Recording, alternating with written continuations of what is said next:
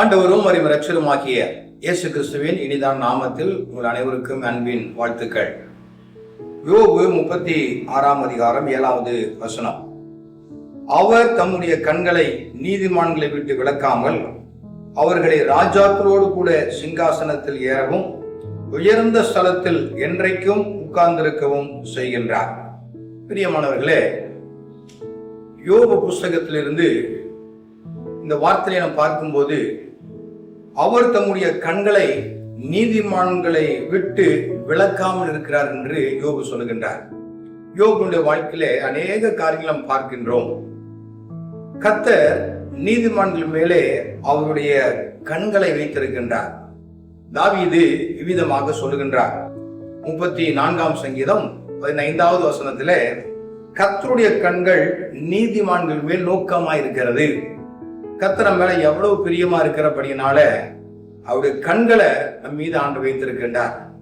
நீதிமான் யார்? ஆண்டவராகிய இயேசு கிறிஸ்துவை விசுவாசிக்கிற தேவனுடைய பிள்ளைகள் நீதிமான் என்று அழைக்கப்படுகிறார்கள்.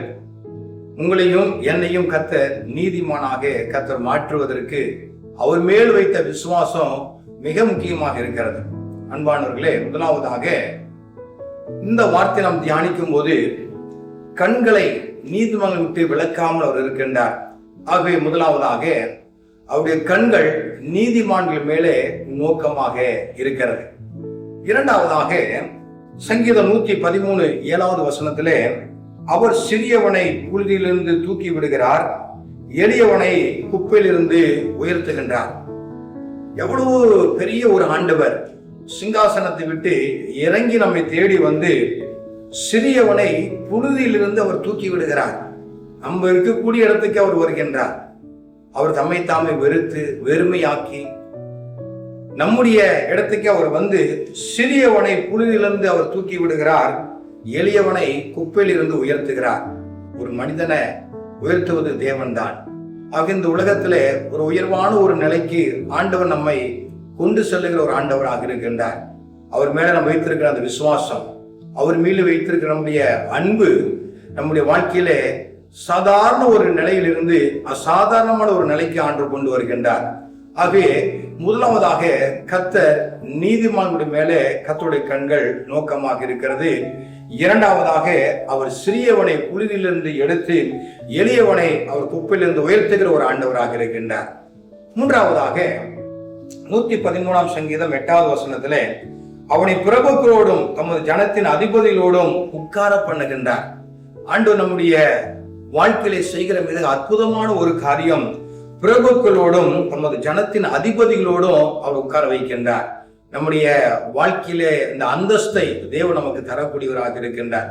இந்த உலகத்துல யாரும் நமக்கு அப்பேற்பட்ட ஒரு சாக்கியம் கொடுக்க முடியாது. கர்த்தர் ஒருவர் தான் இந்த அதிபதிகளோடும் பிரபுக்களோடும் உயர்ந்த மனிதர்களோடு கூட உட்காரக்கூடிய ஒரு கிருபையை ஆண்டவர் நமக்கு தருகின்றார். ஆண்டவர் பிள்ளை என்கிற அந்த ஒரு சுதந்திரத்தை தேவன் நமக்கு தந்திருக்கிறபடினாலே அவருடைய கண்கள் நம் மீது நோக்கமாக இருக்கிறது. சிறியவனை அவர் புழுதியிலிருந்து அவர் தூக்கி எடுத்து எளியவனை குப்பையிலிருந்து உயர்த்துகிற ஒரு ஆண்டவராக இருக்கின்றார். அவனை பிரபுக்களோடும் ஜனத்தின் அதிபதிகளோடும் அவர் உட்கார வைக்கிற ஒரு ஆண்டவராக இருக்கின்றார். இவ்விதமான ஒரு சாக்கியம் உங்கள் வாழ்க்கையில உண்டாகட்டும். கர்த்தர் விதமாக வைத்திருக்கின்றார். இவ்விதமாக வருவதற்கு ஆண்டவராக இயேசு கிறிஸ்து மீது நம்பிக்கை வையுங்கள். அவர் உங்களை நீதிமானாக மாற்றுவார். அவருடைய வார்த்தை உங்களுடைய வாழ்க்கையில பெரிய வளமாக கொண்டு வரும். ஜெபிப்போம். மகா பரிசுத்தமுள்ள தகப்பனே, உம்முடைய சமூகத்தில் வந்து நிற்கின்றோம். உம்முடைய கண்கள் நீதிமான்கள் மேலே நோக்கமாக இருக்கிறது. நன்றி செலுத்துகிறோம். சிறியவனை ஆண்டவரே நீர் புழுதியில் இருந்து தூக்கி எடுக்கிறீர், எளியவனை குப்பிலிருந்து உயர்த்துகிற ஒரு ஆண்டவராக இருக்கிறீர். அவனை பிரபுக்களோடும் உயர்ந்த அதிபதிகளோடும் உட்கார வைக்கிற ஆண்டவராக இருக்கிறீர். இந்த வார்த்தைகளை கேட்கிற ஒவ்வொருடைய வாழ்க்கையிலையும் விதமான ஒரு உயர்ந்த ஸ்தானத்துக்கு வரத்தக்கதாக தருமையான மக்களுக்காக ஜெபிக்கிறோம், வாழ்த்துகிறோம். இயேசு கிறிஸ்துவின் நாமத்தினாலே ஜெபிக்கின்றோம் நல்ல பிதாவே, ஆமென். God bless you. கர்த்தர் உங்களை அளவில்லாமல் ஆசீர்வதிப்பாராக. ஆமென்.